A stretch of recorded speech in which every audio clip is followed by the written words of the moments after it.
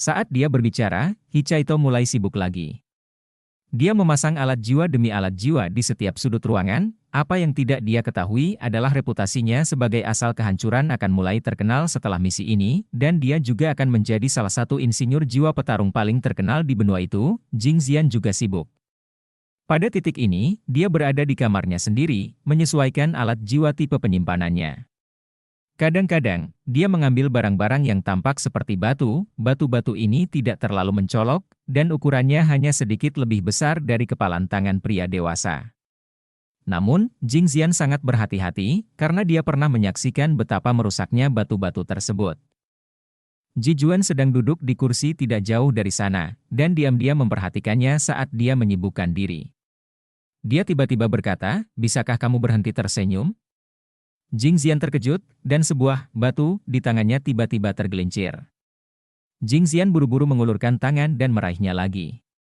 Setelah itu, dia menepuk dadanya dan berkata, "Hei, bisakah kamu tidak membuatku takut ketika aku berurusan dengan hal-hal ini?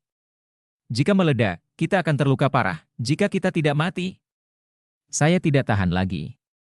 Selain itu, saya ingat Huo Yuhao mengatakan sebelumnya bahwa mereka harus diledakkan. Bahkan jika jatuh ke tanah, tidak akan meledak, kata Ji Juan. Jing Xian mendengus. Apa yang tidak tahan lagi? Meski tidak meledak, kita harus berhati-hati. Lebih baik aman. Sepertinya Anda belum pernah melihat kekuatan dari benda-benda ini. Ji Juan berkata, saya tidak tahan lagi dengan ekspresi Anda. Tahukah kamu betapa menyeramkannya penampilanmu tadi? Kamu terlihat seperti rubah kecil. Jing Xian membentak, kamu lebih seperti rubah kecil. Pernahkah Anda melihat rubah kecil membawa banyak bom? Kenapa kamu banyak bicara hari ini? Ini tidak seperti kamu. Saat dia berbicara, dia mengambil beberapa bom sebelum dia berbalik dan menatap Ji Juan dengan curiga. Ekspresi dingin Ji Juan tiba-tiba berubah, dan Jing Xian terkejut. Apakah dia malu? Atau dia sedang malu? Astaga! Ada apa denganmu, Juan? Apakah kamu sakit? Jing Xian berjalan ke arahnya saat dia berbicara, berhenti. Ji Juan tiba-tiba berteriak, Jing Xian segera berhenti dan memberinya tatapan ragu, aku baik-baik saja, aku tidak sakit. Ji Juan memukul keningnya sendiri, seolah sedang berusaha menenangkan dirinya, lalu ada apa denganmu? Jing Xian menatapnya dengan ragu, Ji Juan menunduk dan sepertinya sedang memikirkan sesuatu. Untungnya, hal ini tidak berlangsung lama. Dia tiba-tiba mengangkat kepalanya lagi dan berkata kepada Jing Xian, Xian, sudah berapa lama kita saling kenal? Oh, sudah beberapa tahun. Kami mengenal satu sama lain ketika tidak ada yang mau berinteraksi dengan Anda saat Anda pertama kali masuk akademi. Saat itu, Anda hanya diterima di akademi untuk menghitung angka. Setelah itu, Anda menemukan jalan yang cocok, dan saya melihat Anda maju ke posisi Anda sekarang. Mengapa? Tatapan Ji Juan tiba-tiba menjadi tegas. Ayo kita berkumpul. Jing Xian bingung saat dia berkata, bukankah kita selalu bersama? Namun, dia tercengang saat menatap mata Ji Juan dengan jelas. 3 batu di tangannya terjatuh dan jatuh ke tanah. Itu membuktikan bahwa batunya tidak akan meledak. Namun, ekspresi Jing Xian sangat ketakutan saat ini. Dia membeku tak percaya, dan tidak bisa membayangkan apa yang terjadi pada dirinya saat ini. Ekspresinya dengan sempurna menunjukkan perasaannya, kamu, apa yang kamu? Berbicara dengan jelas, apa maksudmu? Suara Jing Xian bergetar tak terkendali, seolah hal paling menakutkan di dunia ini telah terjadi padanya. Ji Juan menunduk lagi, dan tidak berani menatap matanya. Dia bergumam, saya bilang kita harus berkumpul. Kamu benar. Kita sudah saling kenal selama bertahun-tahun, dan kamu selalu berada di sisiku, membantuku, menyemangatiku, dan menjagaku. Meski aku tak pernah sekalipun mengomentarinya, aku mengetahuinya di dalam hatiku. Setelah Huo Yuhao mengeluarkan 3 keterampilannya hari itu, saya menyadari bahwa saya sudah terlalu lama terlepas dari dunia ini. Seharusnya tidak hanya ada pedang di duniaku, karena pedang tidak dapat membantuku mencapai puncak yang selalu ingin aku capai. Saya harus menjadi seperti orang normal. Saya harus memiliki hubungan. Saya hanya mengenal satu wanita. Dan itu adalah Anda. Selain itu, aku merasa hanya bisa memikirkanmu. Mari kita berkumpul, ya. Saat dia mengangkat kepalanya lagi, Jing Zian melihat sedikit antisipasi dan kegugupan di matanya. Saya tidak cantik. Jing Zian tampak mengertakkan gigi saat mengucapkan beberapa kata ini. Matanya sudah hampir menangis saat ini. Kamu adalah satu-satunya wanita di mataku. Kamu seperti pedangku. Juga, apakah menurutmu aku sangat memperhatikan kecantikanmu? Jing Zian menggeser kepalanya ke satu sisi dan mencoba menghentikan aliran air matanya. Aku juga tidak lembut. Saya kompetitif, dan saya suka bertarung. Aku mungkin akan menghajarmu kapan saja. Itulah alasan mengapa kita harus bersatu. Ji Juan tampak sedikit tegang. Apakah kamu bersedia?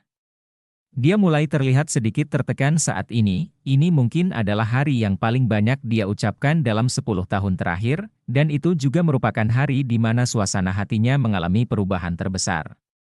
Pada saat ini, dia tiba-tiba menyadari bahwa niat pedangnya telah menemui suatu masalah. Seolah-olah telah tertusuk oleh suatu hal konyol. Jing Zian mengangkat kepalanya, dan air matanya mengalir di pipinya. Surga! Anda akhirnya membuka mata Anda saat dia melihat Ji Juan lagi, tatapannya berubah tajam. Dia mengambil satu langkah ke depan dan datang ke depannya. Setelah ini, dia duduk di pangkuannya dan memeluk bahunya. Mereka saling menatap mata dalam jarak sedekat ini, mulai saat ini dan seterusnya, kamu adalah laki-lakiku. Anda tidak dapat kembali, dan tidak ada batasan waktu. Tahukah kamu sudah berapa lama aku menunggu hari ini? Mulai hari ini dan seterusnya, Yu Hao adalah dermawanku. Bajingan, air matanya mengalir lagi, tapi dia mencium bibirnya seolah dia sudah gila, dan memegang erat kepalanya. Air matanya juga mengalir ke wajahnya dalam sekejap. Ji Juan tercengang, benar-benar tercengang. Dia hanya merasakan kekuatan yang belum pernah dia alami atau bayangkan sebelumnya datang dari tubuh Jing Zian. Kekuatan ini tidak ada hubungannya dengan kekuatan jiwa atau pertarungannya, tetapi kekuatan ini menghantam hatinya dengan momentum yang belum pernah terjadi sebelumnya. Niat pedangnya meleleh pada saat ini. Bibir Jing Zian yang sedikit asin namun lembut, dan ciuman tidak berpengalaman yang dia tanam di bibirnya, menyalakan api di hatinya. Lambat laun, Ji Juan pulih dari keterkejutannya. Tangannya melingkari pinggang Jing Zian saat dia memeluknya erat. Dia mulai menjadi orang yang aktif. Meskipun dia tidak berpengalaman seperti Jing Zian, dia lebih agresif dan ofensif saat dia merasakan kekuatan itu. Cintanya seperti pedangnya, mereka berdua membutuhkan kesadaran. Seperti yang Jing Zian katakan, dia akhirnya melakukannya dengan benar. Perasaan yang selama ini ia simpan di dalam hatinya akhirnya meletus, dan tidak bisa dihentikan. Di kota yang berbahaya ini, mereka akhirnya mengambil langkah yang menentukan, dan menghilangkan penghalang tipis di antara mereka. Huo Yuhao, Su Sanshi dan Ye Gui tiba di ujung selatan kota. Jaraknya kurang dari 50 meter dari tembok selatan. Saat itu tengah hari, dan mereka bertiga menemukan sebuah restoran kecil biasa untuk bersantap. Restoran ini juga menyesuaikan status mereka berdasarkan pakaian mereka. Setelah memesan beberapa hidangan kecil, mereka mulai makan siang. Huo Yuhao sedang duduk di sudut restoran, Su Sanshi duduk di sebelahnya, sementara Ye Gui duduk di seberangnya. Sangat sulit bagi siapapun untuk memperhatikannya. Dia melepaskan deteksi spiritualnya, dan mengarahkannya ke bawah tanah. Itu mengebor tanah seperti penusuk yang tajam, menembus tembok kota untuk mengamati area di luarnya akan menguras kekuatan spiritualnya. Sementara melewati tembok kota akan mengubah arah kekuatan spiritualnya, sehingga sulit untuk dikendalikan. Karena itu, Huo Yuhao memilih untuk bersembunyi. Tembok selatan memang dijaga lebih ketat dibandingkan tempat lain di kota.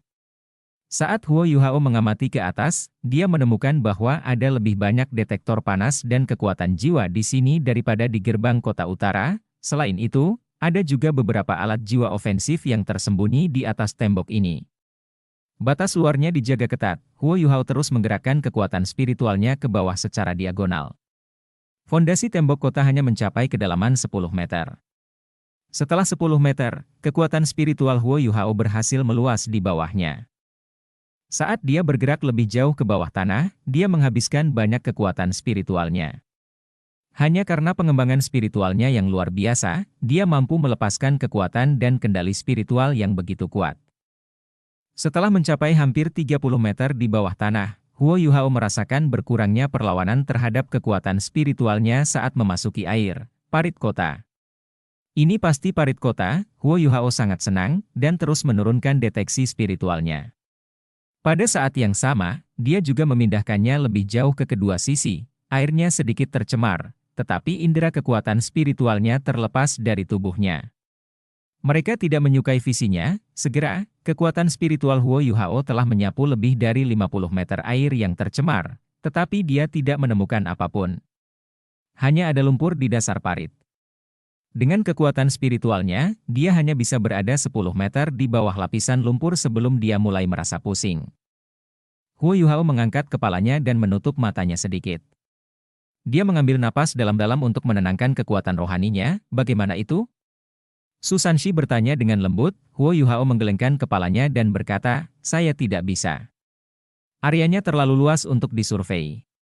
Panjang tembok selatan cukup luas. Saya hanya bisa mencari dengan lambat. Senior ketiga, lindungi aku. Saya akan mencoba menggunakan Eye of Destiny saya. Mungkin aku akan bisa merasakan lebih banyak hal seperti itu. Baiklah, Huo Yuhao meneguk segelas air jernih di depannya sebelum dia meletakkan sikunya di atas meja. Telapak tangannya secara alami menopang dahinya, tetapi menutupi bagian tengahnya. Eye of Destiny-nya terbuka. Saat dibuka, Su Sanshi dan Ye Gui merasa bahwa Huo Yuhao adalah ilusi. Aura aneh keluar dari kepalanya, tapi perasaan ini hanya bertahan sesaat. Namun, mereka masih dapat melihat dengan jelas bahwa Huo Yuhao telah menjadi berbeda. Bahkan lebih menakutkan, Huo Yuhao melepaskan kekuatan spiritualnya lagi, kemampuan penetrasi kekuatan spiritualnya beberapa kali lebih kuat sekarang.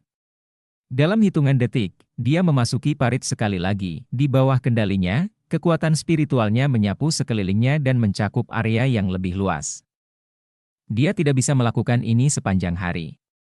Lagi pula, tidak mungkin membuat apapun di bawah lapisan lumpur ini. Selain itu, kata-kata Feng Ling tidak begitu jelas, dan dia tidak dapat menentukan lokasi sebenarnya dari penjara air tersebut. Dari apa yang disebutkan Feng Ling, dia hanya mengingat 3 ungkapan berguna tembok selatan, parit kota, dan penjara air. Saat dia mengamati sekelilingnya, dia segera mencapai jarak 200 meter. Seiring bertambahnya area yang dia cakup, dia mampu mendeteksi lebih banyak hal dengan bantuan Eye of Destiny miliknya. Dia perlahan merasakan jejak aura suram dan sedih. Perasaan ini sebagian besar datang dari ujung timur tembok selatan. Dia dengan cepat mengubah arah deteksi spiritualnya. Memang benar. Perasaan putus asa ini semakin kuat seiring dia bergerak ke timur, daya tarik kekuatan spiritualnya terus meningkat, dan Huo Yuhao memanggil Skydream Icheworm, saudara Skydream, bantu aku. Suara malas Skydream terdengar di lautan spiritualnya. Oke, cincin di jari Huo Yuhao yang telah diubah oleh Skydream Icheworm kehilangan cahayanya. Di lautan spiritual Huo Yuhao, Skydream Icheworm muncul ke permukaan, dan perlahan-lahan melepaskan kekuatan asal spiritualnya yang murni ke dalam lautan spiritual Huo Yuhao. Tiba-tiba, kekuatan spiritual Huo Yuhao menjadi lebih kuat, kekuatan spiritualnya terus bergerak ke timur, dan akhirnya dia menemukan sesuatu yang mencurigakan.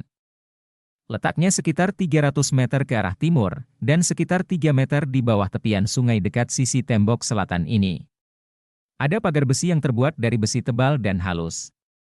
Aura sedih dan suram datang dari sana, yang berarti itu pasti pintu masuk dan keluar penjara air, atau bukaan aliran air masuk atau keluar penjara air. Huo Yuhao menghela nafas lega setelah menemukan ini. Akhirnya ada petunjuk, dia segera menarik kembali deteksi spiritualnya dan menutup mata takdirnya. Hanya dalam waktu singkat ini telah menyebabkan kekuatan spiritualnya terkuras habis. Jika bukan karena fakta bahwa itu sudah berada di alam konkret imaterial, dia tidak akan mampu menerimanya. Ayo pergi. Ayo jalan-jalan.